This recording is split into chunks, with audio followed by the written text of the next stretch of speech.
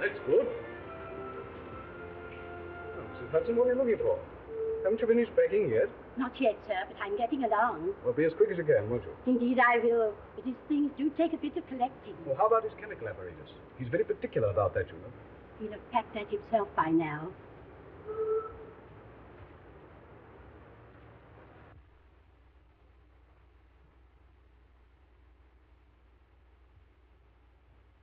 Really, Holmes, this is too bad of you. Do you realize that my wife and the rest of the furniture will be here at any moment? I told you the van that's bringing my stuff is taking all your things into the country. I'm so sorry, my dear Watson. I was somewhat engrossed in my correspondence. I'd no idea that my retirement would cause such a stir. You know, all sorts of people have written to me. Here's an interesting communication, for instance. Oh, what's that? It's a telegram of good wishes from our old friend Abernethy, the forger. Oh, yes. We got him 10 years, didn't we? Yes, we did, yes. When he came out, I was able to render him some slight assistance. You know, I'm not sure, my dear Watson, that of all the kindly messages I've received, even from the most exalted persons, that this is not the most gratifying. Well, I don't suppose they're all regrets at your retirement. I imagine there are quite a number of people who'll be immensely relieved. Undoubtedly, my dear Watson. Chief among them, another old friend, Professor Moriarty. Oh, Moriarty. Do you know, Holmes, he's the one subject on which I believe you're utterly mistaken. Oh, no mistake, my dear Watson. That harmless old professor of mathematics. That harmless old professor of mathematics, as you call him, is the brains behind the biggest criminal organization in Europe. You know, my one regret in retiring is that the police neglected to take advantage of the opportunity I gave them of arresting him. I failed to run him to earth. Well, we won't argue about it, Holmes. Well, I'd better run along and see if the van's left my place yet.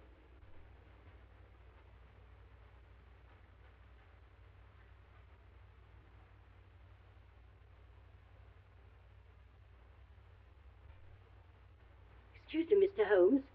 There's a gentleman outside. Wants to see you very particular. Oh?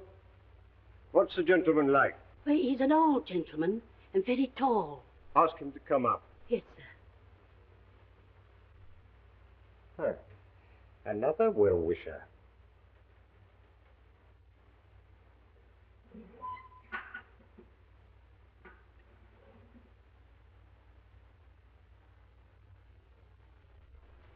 Come in, my dear Professor.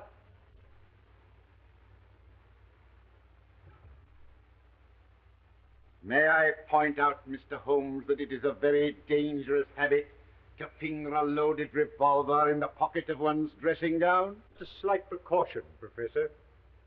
As a matter of fact, I half expected a visit from you to satisfy yourself personally that I really was going. Your perception, as usual, does you credit, Mr. Holmes. I must confess that, personally speaking, I cannot regret your intention to retire. I can well believe you, Professor. I also feel that from your own point of view, it is a very wise course. In fact, it is the only course possible. I'm afraid I don't quite follow. Do you not, Mr. Holmes? Allow me to refresh your memory.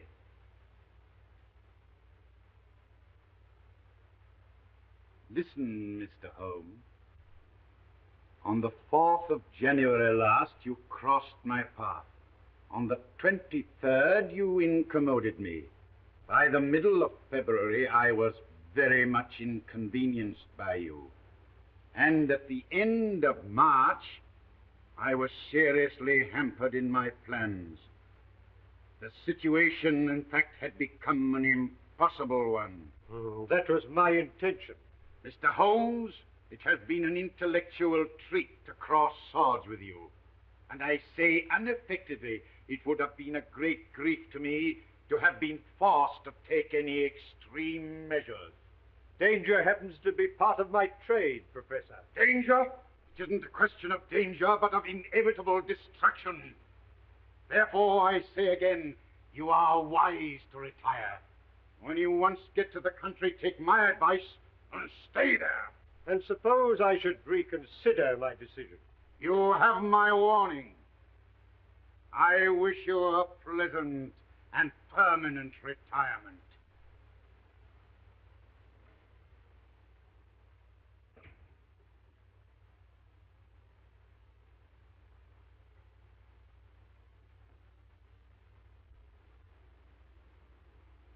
Now see here, Colonel Moran. How much longer have I got to wait? Where is this Mr. Moriarty? He's received your message, and he'll see you as soon as it's convenient to him. Damn it, I've been waiting here for 3/4 of an hour. Who the devil does he think he is? If I may give you a word of advice, Mr. Balding, I should moderate your tone a little when you meet the professor. Is that so? Hey, you! Wait a minute! What devil's trick's this? No devil's trick. I only wanted to prevent your going before I had spoken to you. And who gave you the right to turn the key at me, huh? We needn't discuss that matter. I understand you have a proposition to make to me. Maybe I have. And maybe I'll change my mind. Why they kept me waiting? I speak to people when I choose, Mr. Balding. Not to me, you don't. Unlock that door. Sit down. I said open that door. Sit down.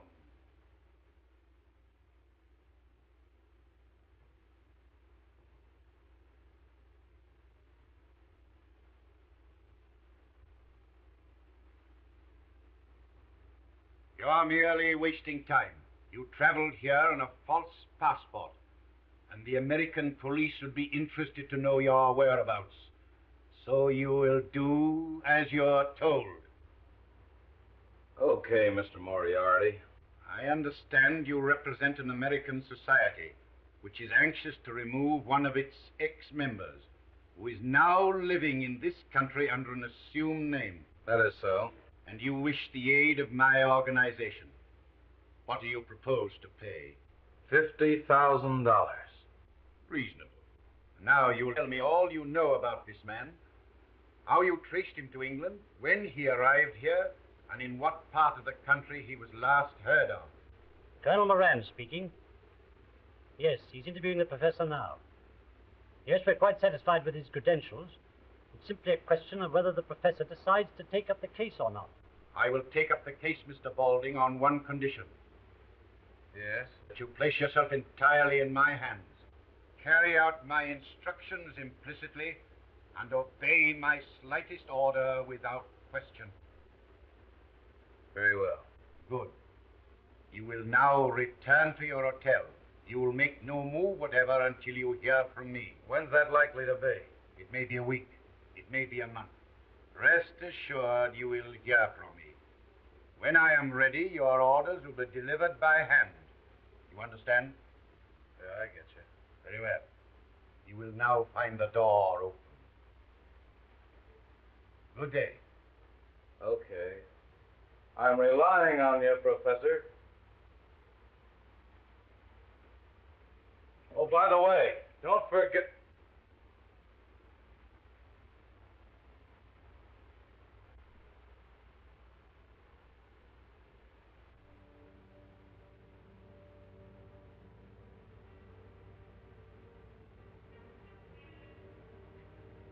Going downstairs again, darling? Yeah, I left my glasses in the study. You gonna read them?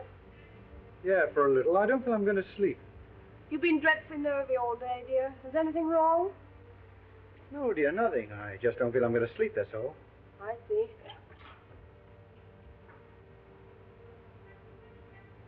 Hey, Jack, anything wrong? No, I only left my glasses downstairs, that's all. Go ahead, Jack.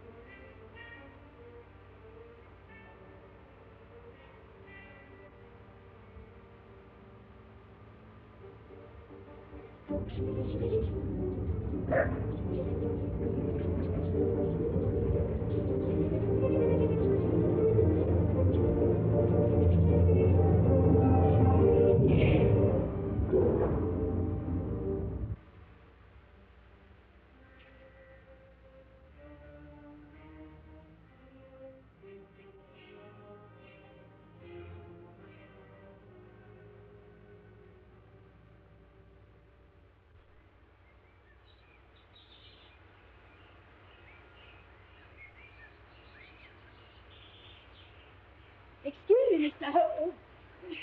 I'm so sorry, Mrs. Hudson. Oh, is Mrs. Watson coming down with the doctor? No. No, she isn't. I gather that she's too busy in Baker Street. Oh, so it'll only be the doctor. Yes. Yes, it's all just the doctor. Yes. Oh. Oh, here he is. Good morning, Holmes. Oh, my dear Watson. I'm delighted to see you. Good morning, Mrs. Hudson. Good morning, doctor. Well, how are you? Oh, I'm much better, thank you, Watson. You're looking better. I hope Mrs. Hudson's seeing that you have proper meals. Oh, I'm living like a fighting cock. We had a delicious chicken casserole yesterday, didn't we? Yes, and you let it all get cold while you were deducing the age of the chicken. As a matter of fact, Watson, it was a tough proposition. I bit off more than I could chew. Oh, come along inside, Watson, have a drink. I know you must need one after your long journey. Yes, I could do with one thing.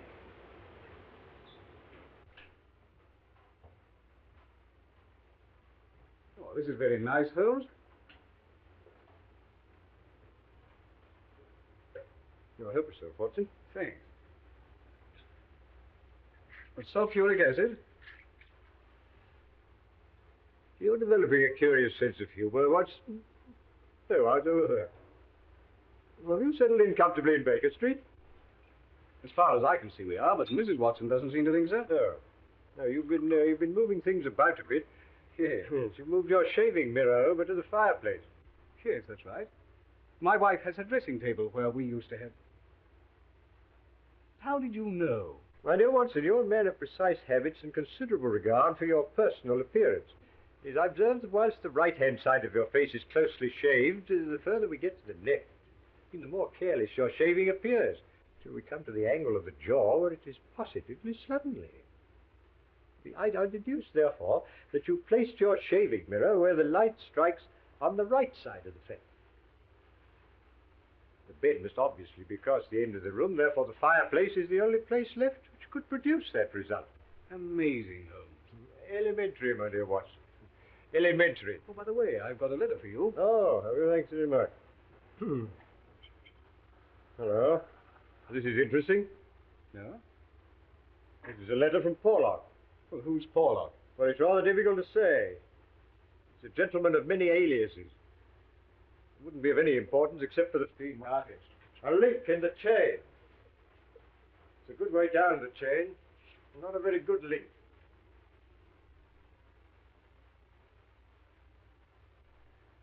Now, look here, Holmes. Please remember that you've retired.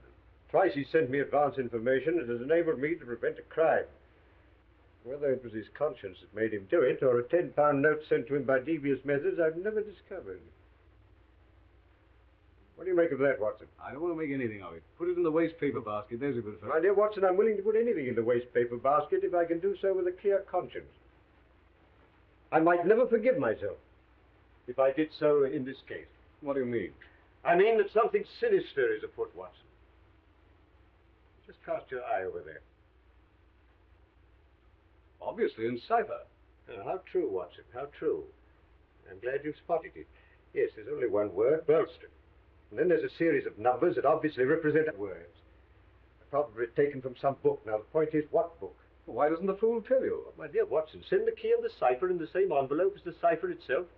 Oh, no, my dear fellow, the key will probably follow in another envelope. And meanwhile, it might be instructive if we try to decipher this ourselves. Now, the cipher message begins with the number 534. Mm-hmm. Well, that's probably page 534. So we've got a large book. The next sign is C2. What do you make of that, Watson? Chapter 2, of course. Well, hardly that, Watson. What size book would it be if chapter 2 were on page 534? Oh. Well, column then. Brilliant, Watson, brilliant. Brilliant. You're scintillating this morning. Now, we've got a large book, printed in double columns. Any other suggestions? The Bible? My dear Watson, you excel yourself. As I remarked just now, Porlock is one of Moriarty's men, and I can hardly imagine any less likely book in his possession than the Bible. No, the Bible has too many editions. No, this must be a standardized book, and page 534 would be the same in all copies. Try again, Watson. How about Bradshaw? Well, the ABC. Well, that's a good idea, Watson, but if I may say so, it's not quite good enough. I know, Whitaker's Almanac. Now, come along, and let's see what page 534 has in store for us. Just write this down.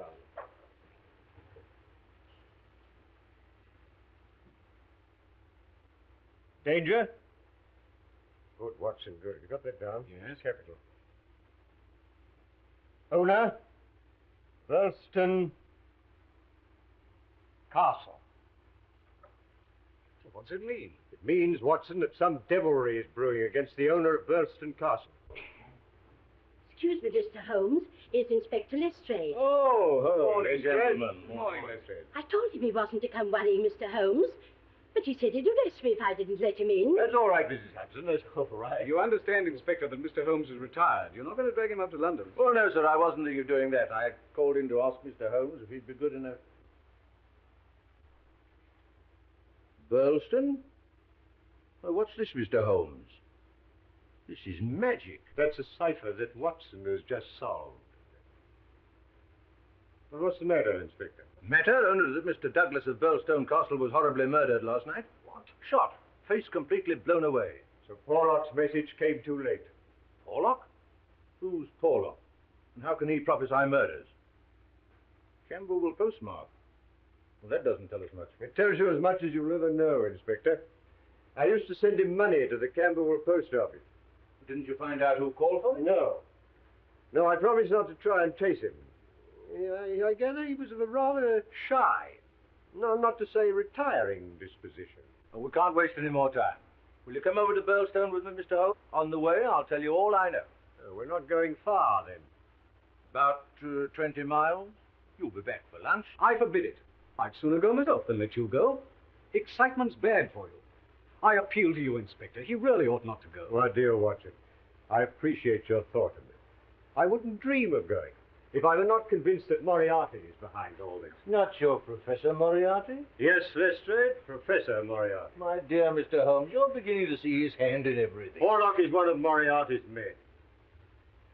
Now, look here, Lestrade, I'll bet you my new beehive to your old bowler hat that you'll find that Moriarty's behind this Burlston affair.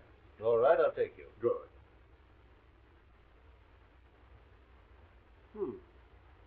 This must date well back into the past, Watson. I suggest these are the remains of the old outer fortification. Yes, obviously. Well, I suggest, Mr. Holmes, that we should do better to go inside and view the scene of the tragedy. My dear Lestrade, I always think it wise to get one's bearings before proceeding into deeper waters.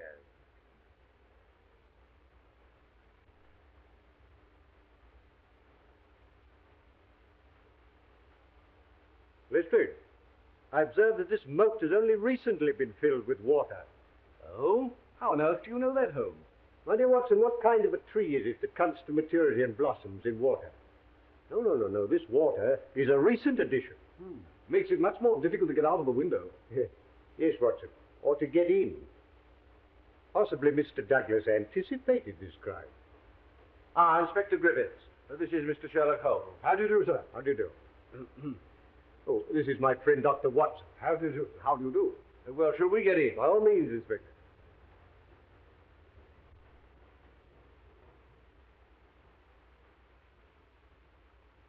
This is what it was done with, Mr. Holmes. I found it lying just there. There was no signs of a struggle except the peculiar position of that chair. I see. Now tell me, who else beside Mr. Douglas was in the house at the time of the tragedy?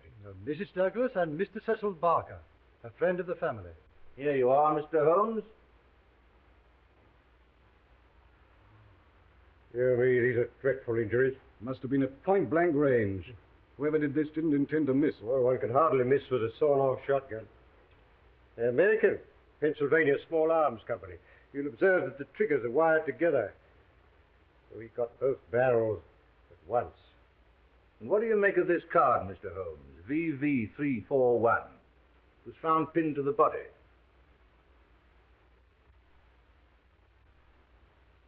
Rough cardboard.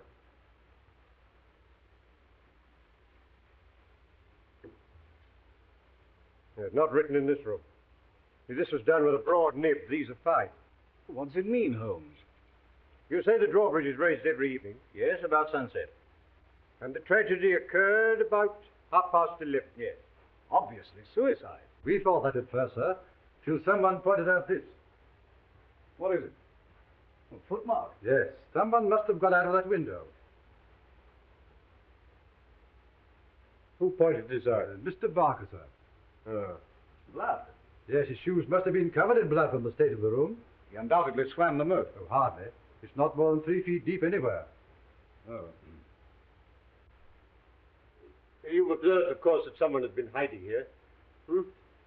There are distinct marks of muddy boots.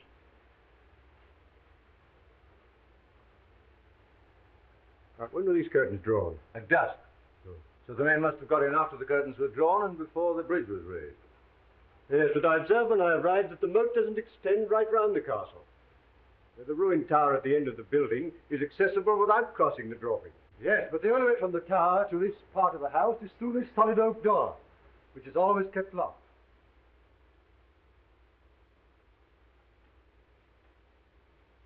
Is it? By Jove, Holmes. It doesn't seem to be locked now, does it? Well, that's funny. I always Yes, understood. we'll return to that later. Meanwhile, I must ask you to make no reference whatever to it. Now I think we'll have another look at the body. Oh, and I should like to have a word with that Mr. Cecil Barker. Very good, sir.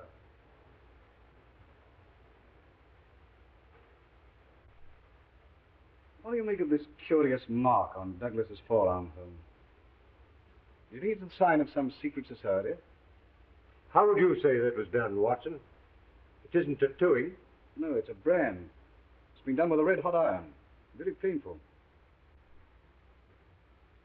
Mr. Barker, this is Mr. Sherlock Holmes. How do you do? I'm very glad you're able to come, Mr. Holmes. This is my friend, Dr. Watson. How do you do? How do you do? Now, Mr. Barker, I understand you discovered the body. Yes, I had the shot and came straight down. Poor Douglas is lying where you see him now. The lighted candle was on the table. This candle? Yes. And you gave the alarm immediately? Yes, I rang the bell for Ames. That's the butler. And a minute later, he came in. So that within 2 minutes of the murder, Ames was in this room? Yes. What was the first thing he did? He put that lamp he was carrying on the table. It blew out the candle. As a matter of fact, I was here so quickly myself after the shot that I must actually have been in the room while the murderer was escaping through the window. Why do you say through the window? Because there's no other way out. That door to the tower is always locked. But we've just... Now tell me, Mr. Barker, did Mrs. Douglas come in here after the tragedy? No, I was able to stop her just in time. How long have you known Mr. and Mrs. Douglas? About a year. I met them when they first came to Switzerland from America. How long have they been here? About 9 months. You don't know anything about Douglas's past life. Only that he used to live in Chicago. You never heard him speak of any secret society. Funny you should mention that. He never told me about it himself, but I always got the impression that he was a member of one, or an ex-member. You don't know what that mark on his arm was? No. I've seen it often, of course, but he never told me what it was, and I never liked to ask him. It was one of the things that rather made me wonder about that secret society. Anything odd about his behavior at any time? Well, he hated meeting people.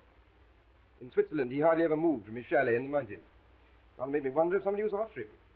When he suddenly packed up and bolted to England, it made me wonder all the more. Come in. Excuse me, sir, but Mrs. Douglas would like to see Mr. Holmes when he's finished his investigation in this room. Oh, certainly.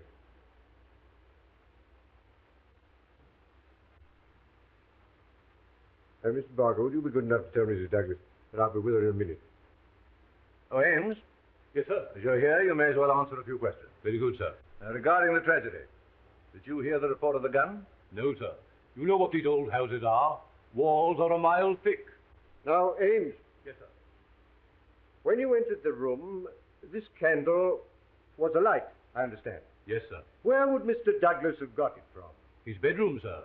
Oh. I had orders to see that one was always on his bedside table.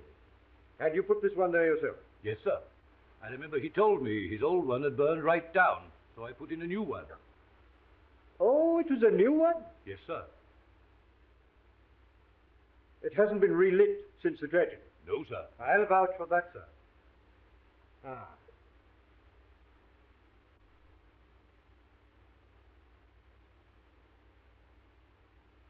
Did these candles come out of the same box as that one on the table? Yes, sir. Yes. Yes, thank you. Have there been any strangers about the place lately? No, sir. Oh, wait a minute. An old gentleman did call a little while back to look over the ruin part. But we often have people come to see that. It dates from the Norman Conquest. That's right. Right. There's nothing more that you can tell me, Ed? No, sir. I can't make head or tail of the whole thing. Fairly beats me. And the wedding ring being missing, too. Wedding ring? Didn't Mr. Barker tell you? Not a word. What about the wedding ring? The master always wore a plain gold wedding ring under the one with the rough gold nugget on it. Under? Yes, sir. I never saw him without it. And for the murderer to take that and leave the other seems so strange, doesn't it? Here. Here. Oh, there's just one more question, Abe. Did your master ever do exercises in the morning? Yes, sir. Every morning. As regularly as clockwork. I see. Thank you. Thank you. Will that be all, sir? Yes, thank you.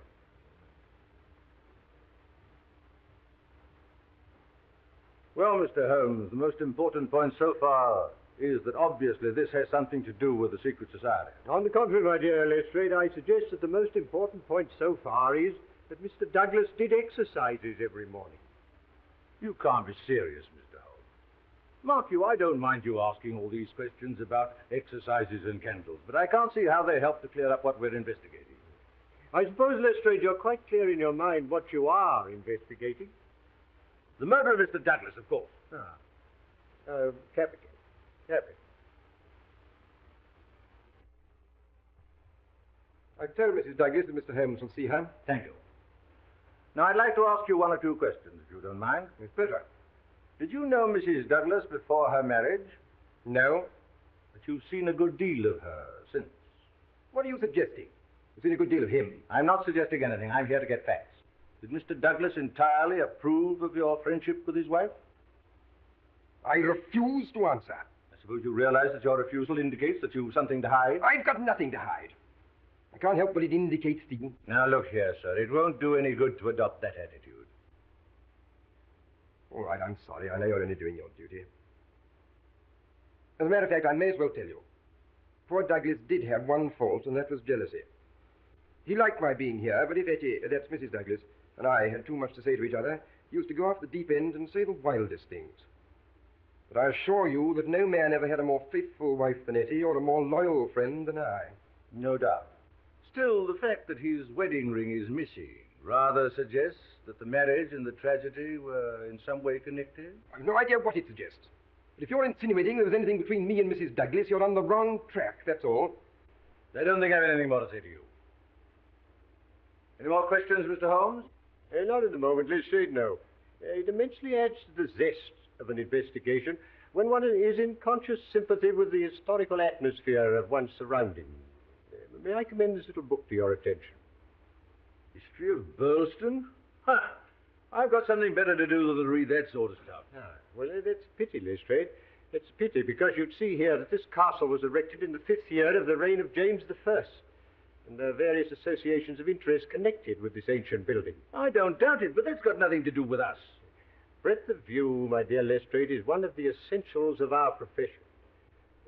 Yes, well, as you don't seem to agree with me, perhaps we'd better go and see Mrs. Douglas. Ah, that's better.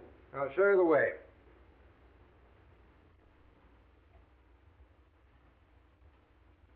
You can remove the body. Very good, sir.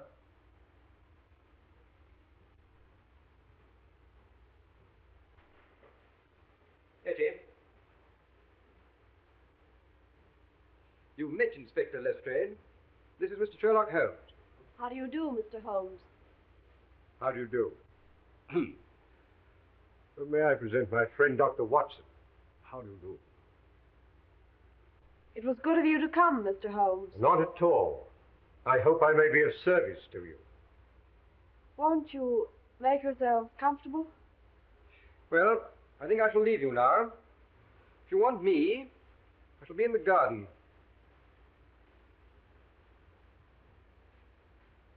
Now, Mrs. Douglas, I wonder if you can give us any help. I wish I could. But I didn't see the tragedy. So I understand, but you heard the shot. Now, how long after that were you stopped on the stairs by Mr. Barker? A couple of minutes. I just had to put on a wrap and some slippers. How long had your husband been downstairs before you heard the shot? 2 or 3 minutes. Not more than 5. Where were you married, Mrs. Douglas? In New York. Ah, in America. Have you ever suspected there was some danger threatening your husband, and that he knew it? Yes, I have. In fact, I'm sure of it. But he wouldn't talk about it. Not that there wasn't complete love and understanding between us, but, well, it's just that he didn't want me to be worried. You know nothing of his life in America that could have caused that threatening danger. Nothing at all. That mark on his arm, do you know what that is? No? You never asked him. Yes, I did once, but he refused to discuss it. So I never asked again. You've no idea what it is. None whatsoever. Can't you suggest anything? Mrs. Douglas, I suggest that you tell me the truth. Mr. Holmes! You know perfectly well what that mark is. You couldn't possibly have lived in America without knowing. That mark is the brand of the Scourers. Scourers? Yes, an American secret society which terrorized the coal districts of Vermissa, and which was broken up some years ago. Well, I'm bound to admit, Holmes, I've never heard of them. Now, I can well believe that, Watson, but I can't believe that Mrs. Douglas has never heard of the Scourers, because her husband was one. All right, Mr. Holmes. I'll tell you the truth. I think that will be the wisest course. I'll tell you the story of Vermissa, the Valley of Fear.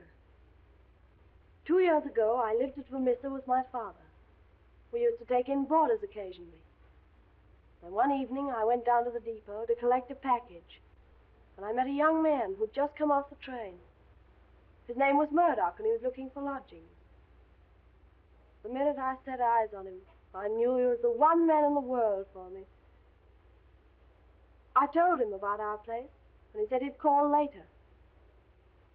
That evening, when I was clearing away supper, I heard a knock at the door.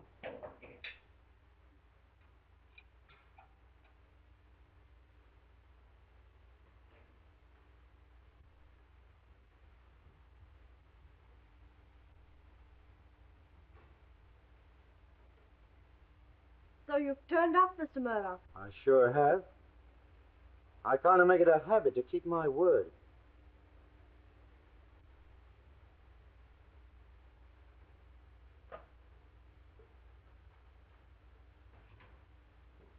Who's that, Eddie?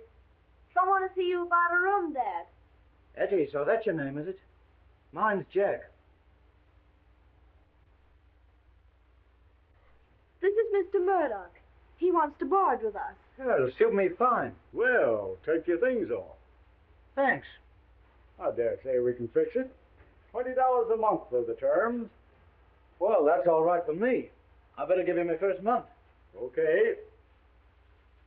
Will you come into the sitting room? Yeah, surely.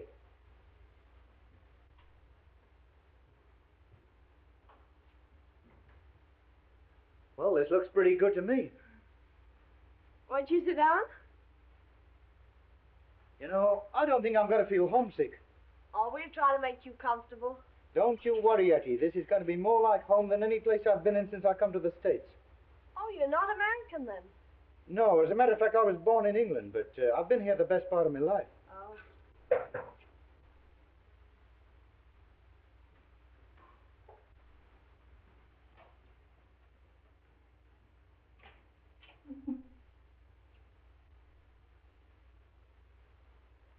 Why, hello, Ted. I didn't expect you so early. Yeah, so it seems. Who's the boyfriend? Our new boarder, Mr. Murdoch. This is Ted Balding. Well, Mr. Boarder, I suppose you figure you got things fixed up pretty good here, eh? Yeah, that's the idea. Any objection? No. Come here. Come on, get a move on. that I've been a boarder myself, so I'll put you wise. Eddie belongs to me. She's sweet on me. Get me? Well, there's no accounting for taste. So you're one of these fresh guys, eh? Well, don't get fresh with me, that's all. Ted, please. Jack didn't mean anything. So it's Jack, is it? It's come to that already, eh? I think if you were to leave us alone, Etty, we might get this thing straightened out. Listen, I know how to get this thing straightened out. You know what that means? No, and I don't care. Well, you can take it from me, you will. I'll be here tomorrow night, and I'll expect to find you gone. I wouldn't bet on that if I were you.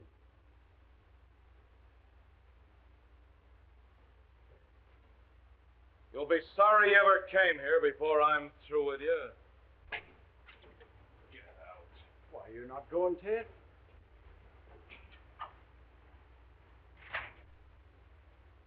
Say, Eddie, what's the matter with Ted? Oh, he's sore of Mr. Murdoch being our new boarder. Sorry you should have a scare on your first night, Mr. Murdoch.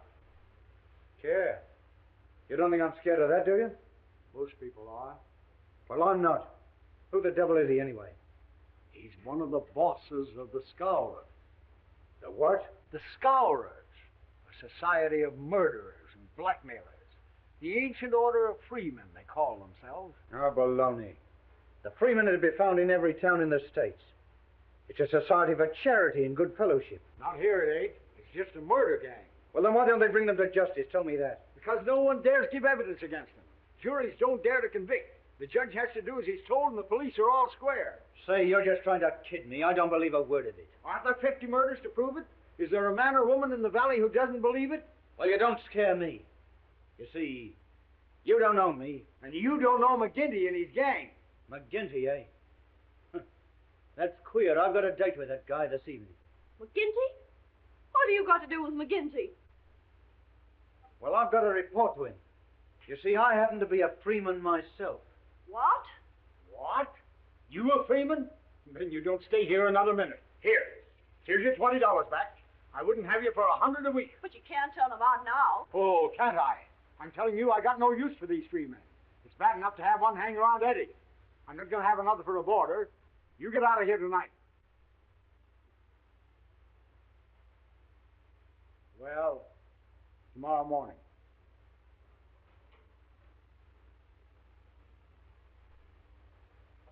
I'm sorry. That's all right. But don't make any mistake. I'll be seeing a lot of you. It's no good. It's Ted Boulding. Tell me, Eddie, you're not in love with Boulding, are you? You're only afraid of him. If you'd have met me first, would I have had a chance? I wish you had been the first. That's all I wanted to know. Oh, Jack, I'll never believe anything bad of you. Not whatever happens. Well, I wouldn't be too sure of that, Eddie. Still, even a guy like me can be on the level with a woman. Well, I'll begin down to McGinty's.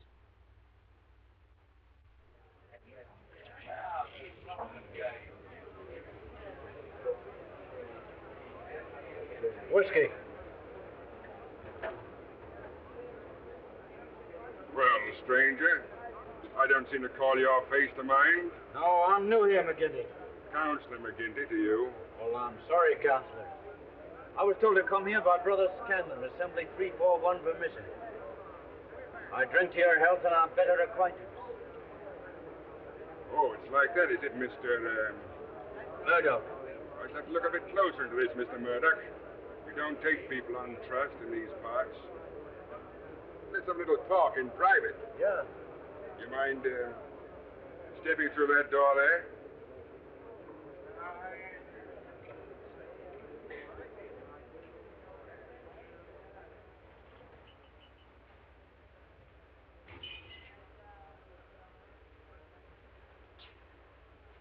Look here, my joker. If I thought you were playing any games on us, it'd be short script for you. It's a strange sort of welcome for a brother. Where were you initiated? Assembly 29, Chicago. What are you doing here? Looking for work. Why'd you leave Chicago? I'll tell you that. Why not? Because the rules say that one member can't tell another a lie. Oh, you mean the truth's too bad to tell, eh? You can put it that way if you want to. Now listen here, mister. You can't expect me as boss to let into this assembly any man for whose past I can't answer. Say, you wouldn't squeal if I showed you something, would you? I'll wipe my hand across your face. You talk to me like that. I'm sorry, I didn't mean it that way. Here. Take a look at that. Oh. Your work? Sure. Why'd you shoot this guy, Pinto? Well, he threatened to squeal on me, so I croaked him and beat it out here. The thought of murder would be welcome out here, eh? Yeah, you've said it. You ought to go far. You look like being a pretty useful brother to us. Didn't flinch when I put the gun on you either. You were the one in danger, boss. I got you covered from the first. I guess my shot would have been as quick as yours.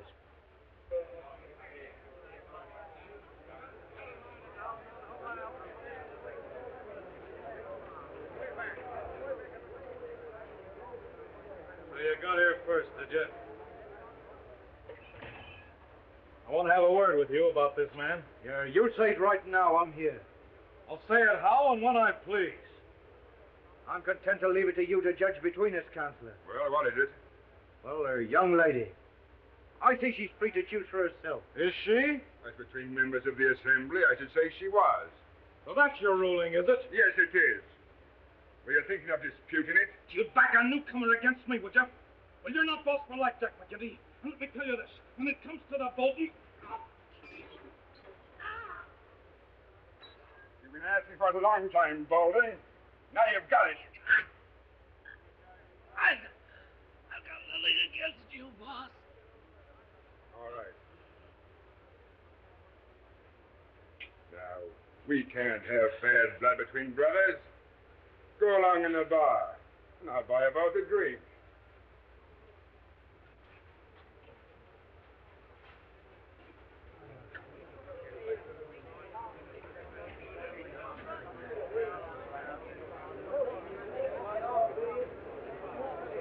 We've not met before. You're the new captain? You've guessed it. I'm Captain Moore. Oh, we can do without you. Please enough of our own without importing any. Hello. Here's an old acquaintance. Well, I'm no friend of yours or any other code. Oh, Jack Murdoch of Chicago, all right, and don't deny it. I'm not denying it. Why should I be ashamed of my name? Well, you ought to be. What the devil do you mean? You can't pull that stuff with me. I'm Marvin of Chicago Central. We haven't forgot the shooting of Jonas Pinto. I never shot Pinto. Nice, impartial evidence. As it happened, we couldn't get any case against you. So you're okay with me just as long as you're on the level. Get me? Good night.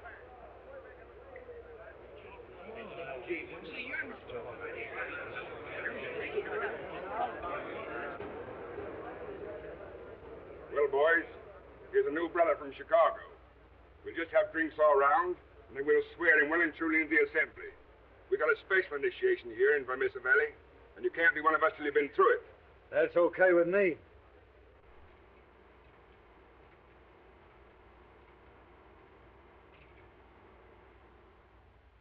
Okay. Brother Murdoch, can you bear pain? As much as anyone, I guess.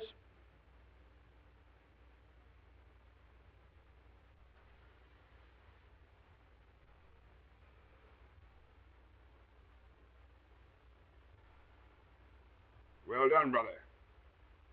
Now, one last word. You'll obey my rulings at all times. And the penalty for breach of faith is inevitable. I understand. Well, boys, we must get to the business of the evening.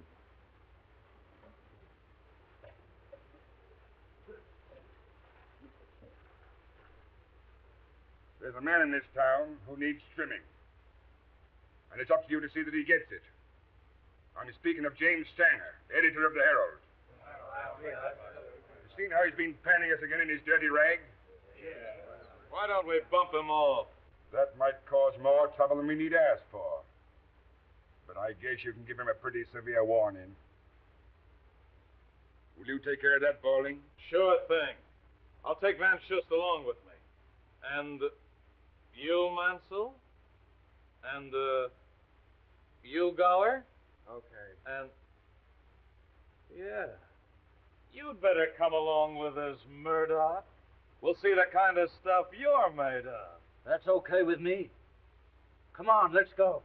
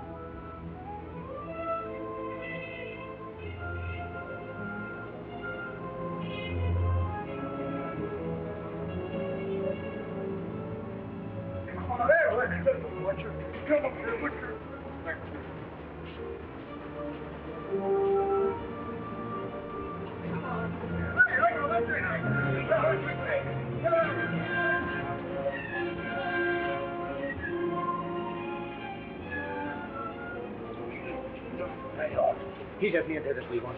Wait, who the hell are you interfering? Stand back or I'll blow your face up. The boss said he wasn't to be killed, didn't he? Yeah, that's all. Lay off, Golding.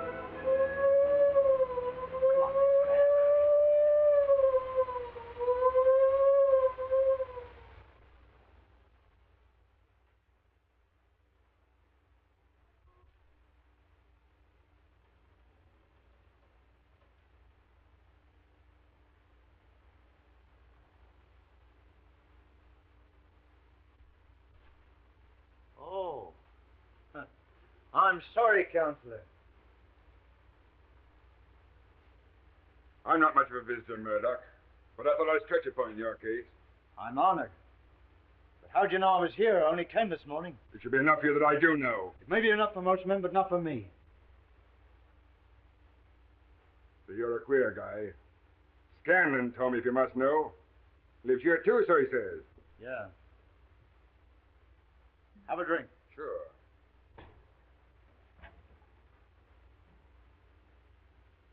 I thought you'd be getting into trouble, Mr. Crooked Murdoch of Chicago. Well, he's a friend of mine, and I'll answer for his conduct. Well, what am I being accused of? Beating up old Stanger of the Herald last night. Not your fault, it isn't a murder charge. Say, I can bring a dozen men to prove he was playing poker with me. You'll not be able to hold him, Captain Marvin. I wouldn't bet on that. Take him away, boys.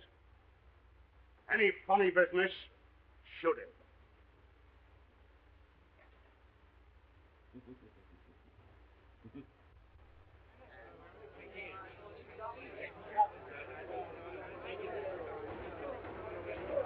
Ordering call.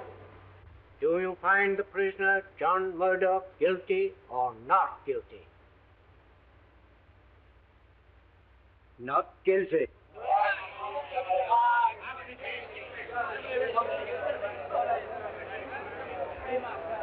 Court adjourned.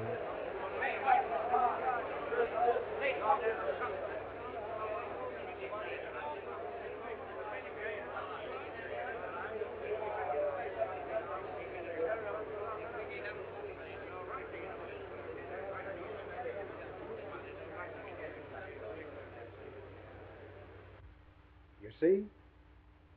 I told you needn't worry.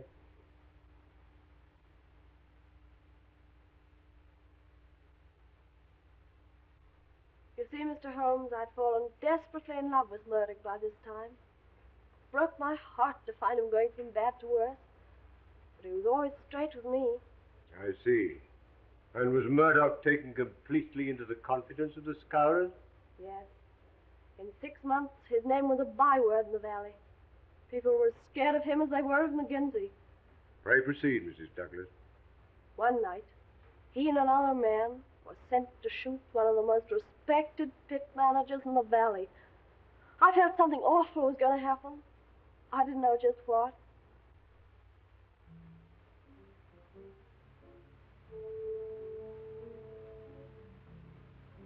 Tell the boys to scram.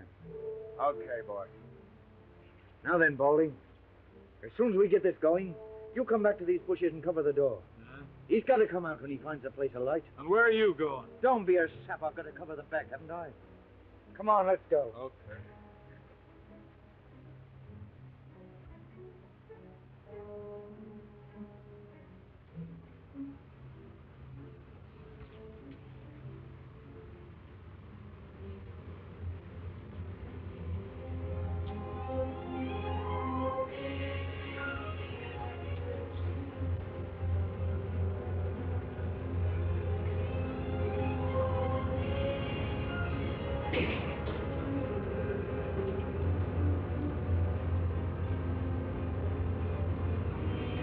Come on, they're shooting at us. Must be the police. I know they got me. Oh, come on, Liz.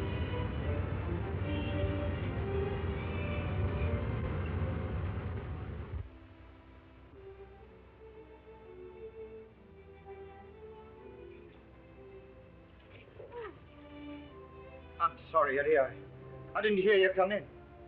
What's the matter, Jack? Why are you so scared of me? I'm not scared, honey. I was just thinking of other things, that's all. Oh, no, it's more than that. Let me see the letter you were writing. A letter? Yeah, the one you're trying to hide from me. No, I can't do that.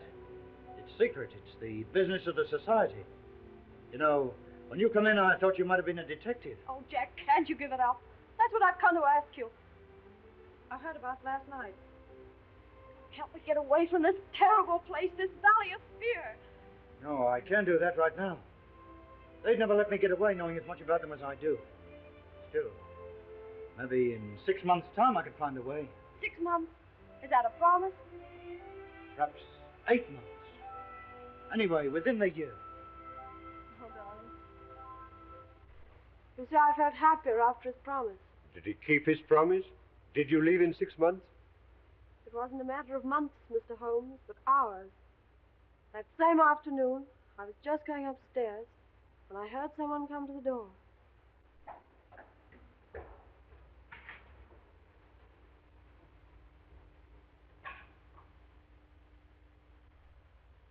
What's the matter, Jack? Trouble afoot. Police? Yeah. A Pilkington detective. Yeah, that don't mean anything to you, I know, but I'm too deep in this thing. I've got to get out. Tonight. And you want me to come with you? Yeah. I'm a strange sort of Romeo for a kid like you, but I'm on the level with you, Etty. And we quit tonight? Sure. Is there any danger? Maybe we can stall the danger off, maybe we can't. Anyway, you be ready in case I come for you. I will, Jack.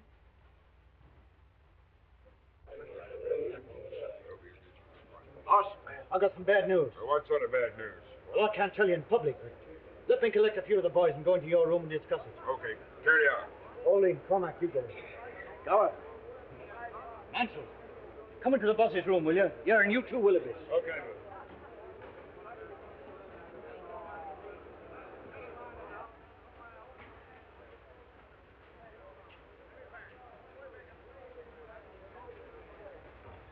Boys, I've discovered something. Well, what is it? There's a fellow called Bertie Edwards among us. Well, he's a Pilkington detective, and he's collecting evidence against us that'll send us all to the gallows. You sure of this? Yeah, you can take it from me, but I'll give you the details later. Anyone know this guy by sight? Sure, I do. But if we act quick, we've nothing to fear. We got nothing to fear anyway. What can this man know about our affairs? Well, I hope you're right. But he's got the coal owner's millions at his back. Don't you suppose there may be some weak member among us who can be bought? Maybe he's got our secrets already. No, there's only one cure. Then he never leaves the valley alive. For the first time, Balding, you and I agree. Well, do you want me to handle this, boss? Sure, but you better tell us some more about it. Well, the other day I met a fellow who said he was a pressman. And he offered me good money for inside stories of the Scourers.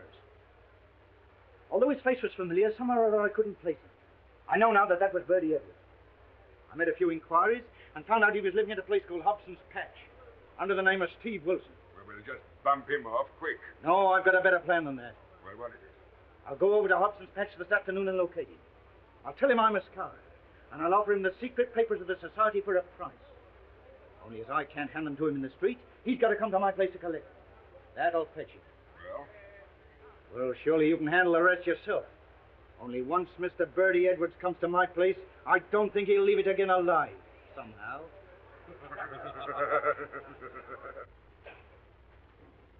Oh. Well, she's coming. Good. Come right in, make yourself at home, boys.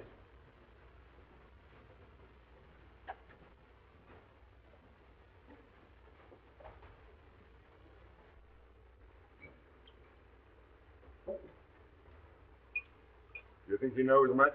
Well, he's been here 6 weeks. He may have passed on quite a bit, but we'll make him tell us all about it. We'll have the truth out of Mr. Bertie Edwards if you have to cut his heart out to get it. Did he seem to send a trap? No, I got him on the weak point. Told him I'd show him all the papers of the scourers. Well, if we handle it right, they'll never be able to prove a killing. Nobody will see him come up to the house after dark. And I'll lay odds nobody will ever see him leave. Now, here's the plan. You boys all stay here, see? Bertie Edwards will be pretty heavily armed, so we got to take him by surprise. He's going to knock 3 times. I'll go out, open the door, let him come in. I'll leave him in the outer hall while I come in here and get some papers or something and give you the tip. I'll go back, and while he's reading the papers, I'll get the gun off him. Then I'll give a shout, and the sooner you come in, the better. You're the one to handle him. Not one word of warning does he get till Murdoch has his hand on his throat. Okay, man.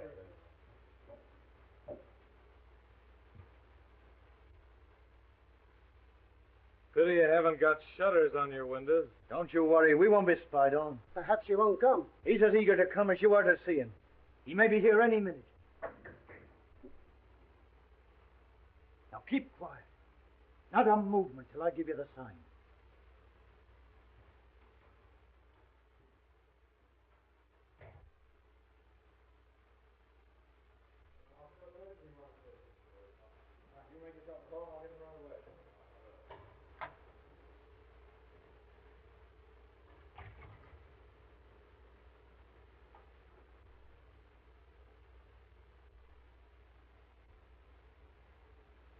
Well, is he here? Is Bertie Edwards here? Yeah, he's here all right. I am Bertie Edwards. I'll get you for this, you rotten cop.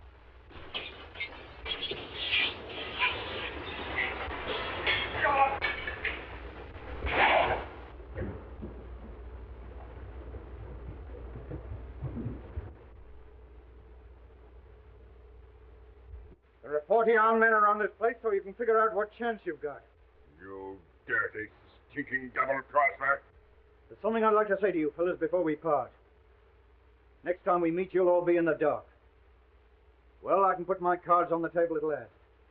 I am Bertie Edwards of Pilkington. I played a pretty dangerous game in breaking up your gang. And no one knew I was playing it except Captain Marvin here and my employers. You think the game's all over, don't you, Mr. Clever Guy?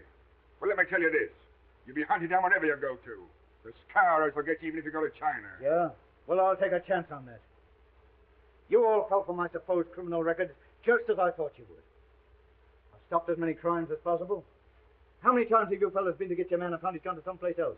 Well, that was my doing. Yeah, and that was my doing, too. Only I was just too late to save a man's life. But when I found the secret was coming out, well, I got to act quick. And so I'm able to hand over to Captain Marvin the worst gang of murderers this country has ever known. Handpicked by me. I told you when you joined us the penalty for breach of trust is inevitable death. And you'll find that's true. Take him away, boys. Well, Bertie, the boss will be pleased. You sure got results. Yeah, but I wouldn't go through all this again for all the money in the States. That's the whole story, Mr. Holmes. McGinty and a dozen others went to the gallows. And Ted Balding, one of the very worst, got off with life imprisonment. And do you think this is Balding's work? Obvious.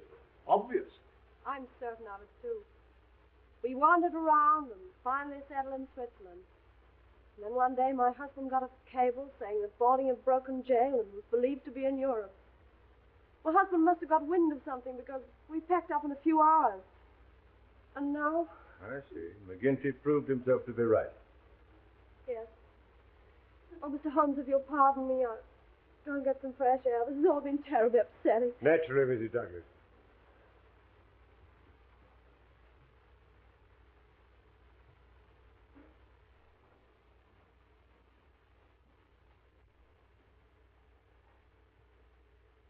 Well, that's all as clear as crystal, Mr. Holmes. All we've got to do is to find Balding, and that shouldn't be difficult. Ah.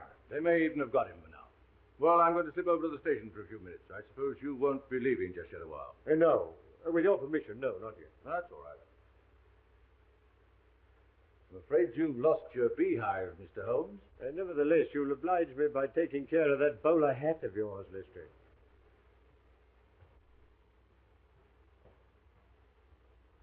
Well, it didn't take us long to solve that. You know, I'm sorry for Mrs. Douglas. Extremely pretty woman, don't you think? Now, is she? I didn't notice. Really, Holmes, there's something positively inhuman about you at times. My dear Watson, I never allow my judgment to be biased by personal qualities. I can assure you that the most winning woman I ever knew was hanged for poisoning 3 little children for their insurance money. Oh, I see.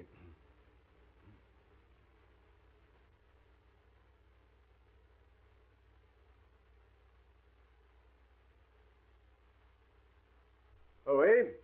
Yes, sir. Is there anything I can do for you? You said your master used to do exercises. Did he use dumbbells? Yes, sir. 1 or 2? 2, of course. And you said he used them every morning. What about yesterday? Yes, sir. I remember him doing them. Where? Down here? Yes, sir. He used to say he liked plenty of elbow room. Yes. Yes, thank you, eh? Thank you. Will there be anything more, sir? No, nothing more.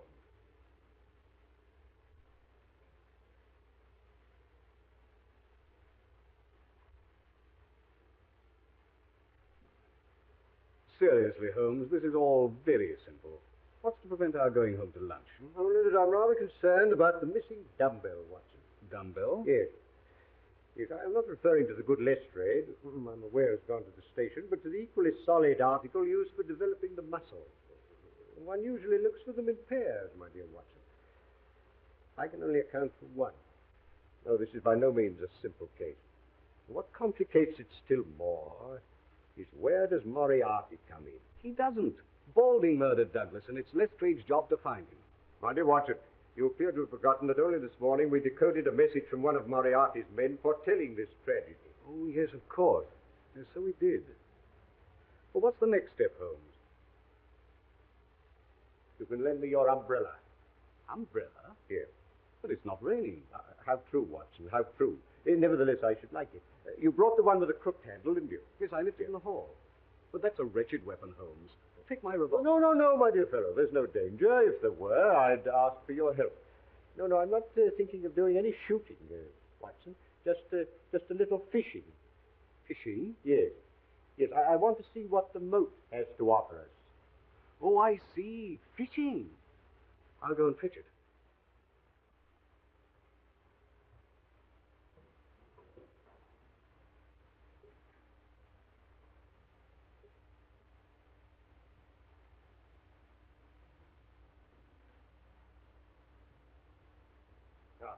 Thank you, Watson. Thank you. Oh, by the way, where did Mrs. Douglas go when she left us? I saw her from the window. She was heading straight for the pergola. As I thought, Watson. She's probably talking things over with Barker. Now, look here, Watson. I want to be sure they don't come back to the house for a few minutes. Will you, like a good fellow, keep an eye on them and let me know if they make any sign of moving? Yes, certainly. I wanted to offer her a word of sympathy.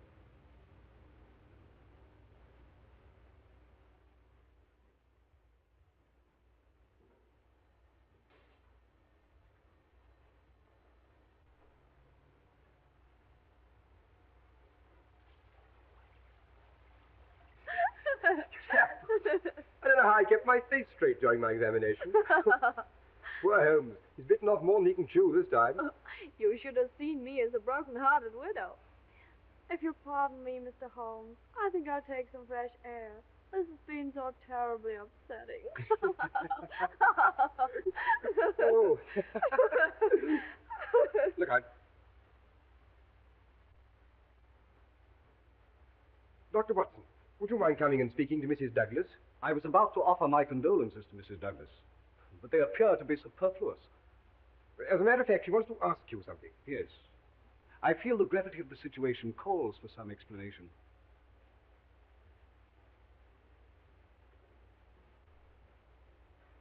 I'm afraid you must have thought my behavior very callous, Dr. Watson. Your behavior is not my business, Mrs. Douglas. But I must admit, I find it a little difficult to reconcile with the circumstances. What did you want to ask me? If I was to tell Mr. Holmes something in confidence, would he tell the police? I can't answer that. In other words, is Mr. Holmes working with the police or on his own? That I can't answer. Well, could he get rid of the police? Tell them he was satisfied and send them away? Certainly not. Mr. Holmes is an independent investigator, but I feel certain that he would withhold nothing from the officials that might help to bring the criminals to justice. If you require any further information, I refer you to Mr. Holmes.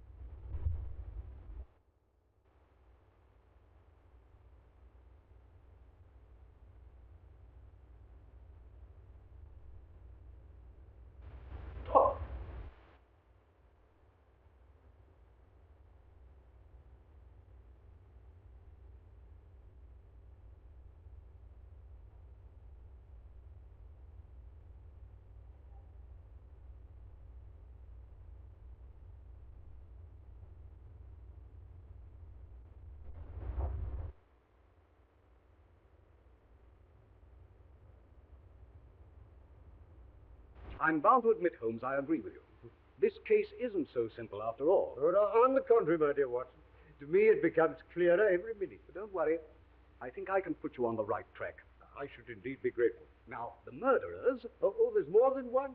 My dear Holmes, if you'll stop interrupting me, I'll explain my theory. Oh, dear Watson.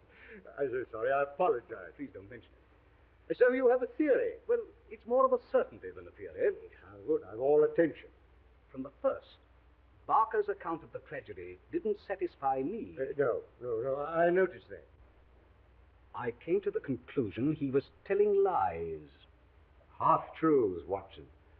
Much more dangerous. He admitted that Douglas was jealous, and I suggest he had good cause to be. Oh, you think this is a crime of passion? Exactly. Or as the French so aptly put it, un crime passionnel. The guilty lovers wanted to get rid of the husband, so they killed him and used the story of the scours to put everybody off the scent. I see, everybody except the astute Dr. Watson. Well, it hadn't occurred to you, had it? No, I'm bound to say that isn't my theory. Well, I'm going to prove it to you. When I went into the garden just now, the pathetic widow was consoling herself with Barker. They were laughing. Positively laughing.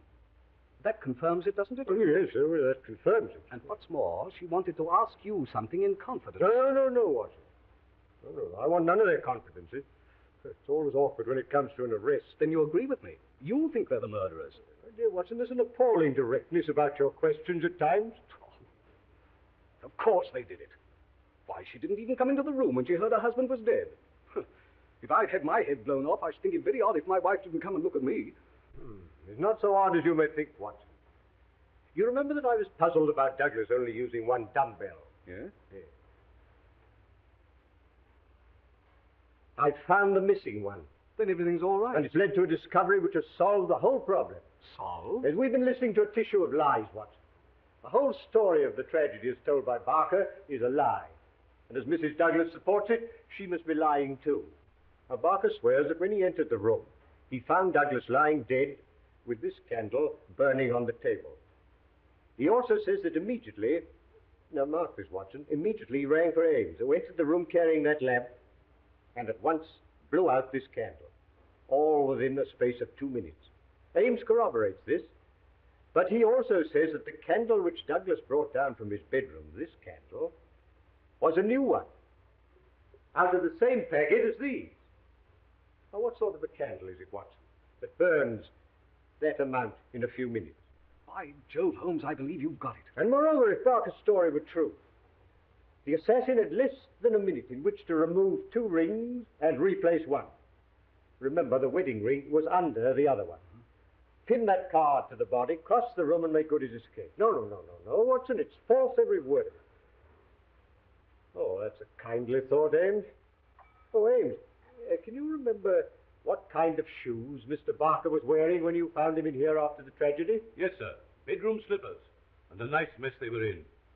Could you conveniently lay your hands on one of those slippers? Yes, sir. Mr. Barker changed them in here for his shoes before he went for the police. Oh, would you bring them over here, Ames? Yes.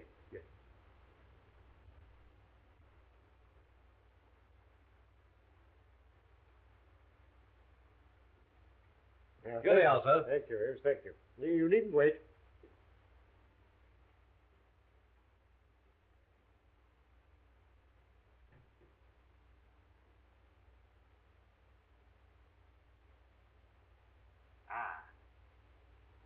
As I thought. It fits exactly. You mean Barker made that mark himself? It's part of this deliberate conspiracy, Watson, to hide the truth. Then why don't you arrest him? And Mrs. Douglas? My dear Watson, if you asked the good Lestrade, I expect he would. No, Watson. These are only small figures in the drama. The principal players you will meet tonight. Where? Here? Through that door. In the ruined tower of Burlston Castle. Oh, I see.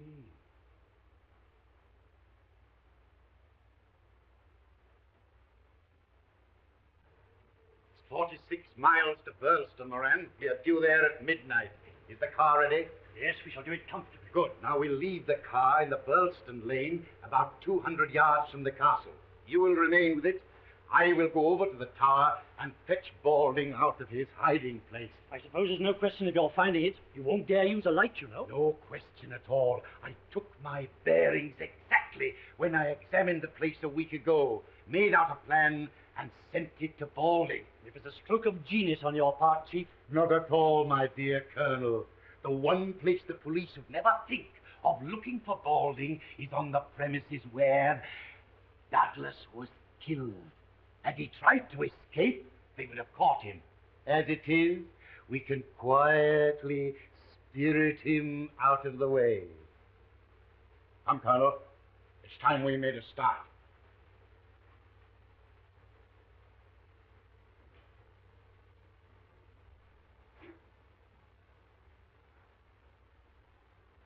Well, Mr. Holmes, you haven't yet told me why you got me here. Ah, Lestrade, I wanted you to be present at the final act of this little drama.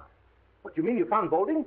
Can I make an arrest? No. You're too impulsive, Lestrade. Before we talk about arrest, I think we might spend a profitable 10 minutes exploring the ruined tower.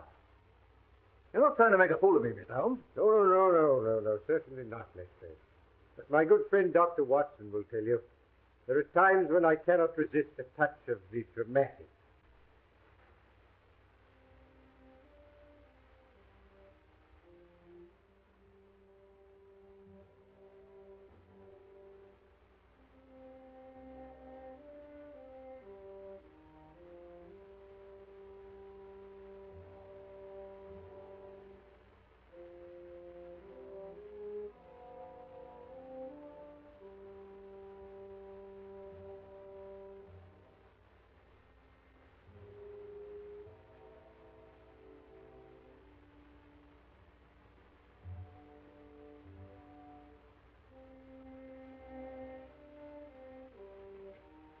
What's the idea, Mr. Holmes?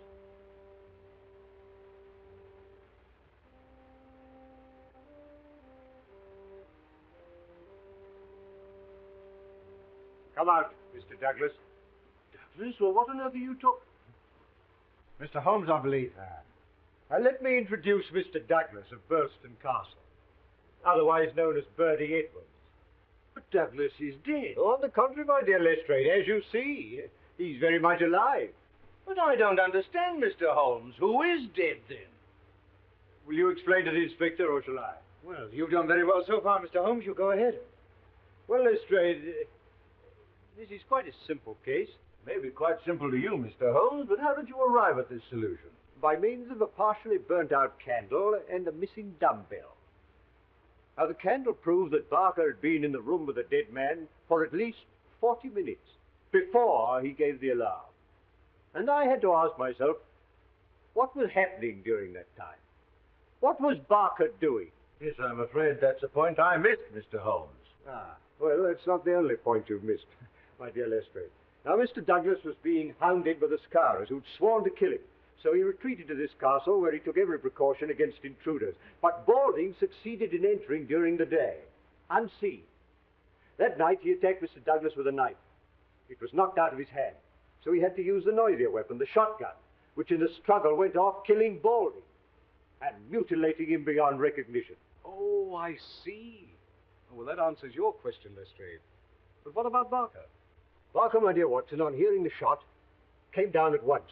And in order to put the Scarers off the scent, they dressed Balding in Douglas's clothes, the Scarer's mark on the arm completing the deception. Balding's own clothes, Barker weighted with a dumbbell and threw into the moat. Douglas then got dressed, took some food, and went into hiding. And that's what happened, Watson, while the candle was burning down. You see, Lestrade? Am I right, Mr. Douglas? I can certainly hand it to you, Mr. Holmes. Yes. Yes, you came across one little difficulty, however.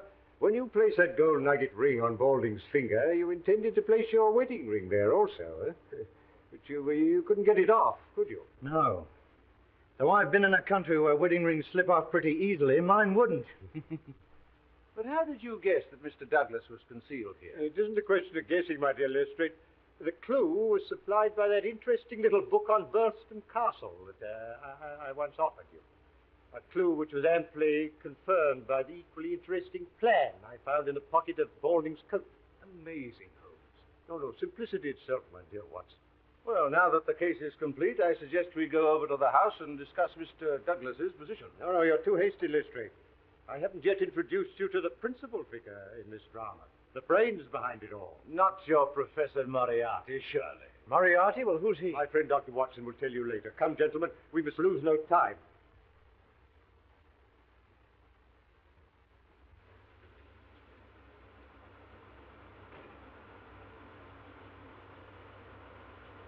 Keep her running, Moran. I'll bring Balding back in 5 minutes.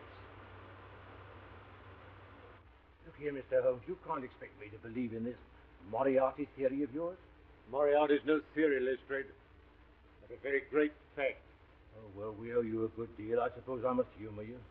The catching of Moriarty will be the triumph of Sherlock Holmes. Quite apart from you losing your hat, Lestrade.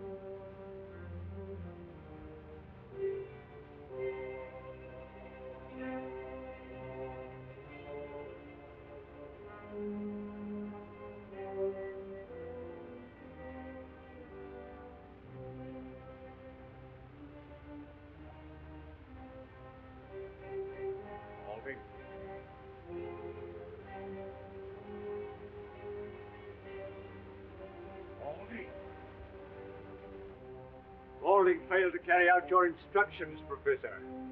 So you're in this, are you, Holmes? Well, I warned you.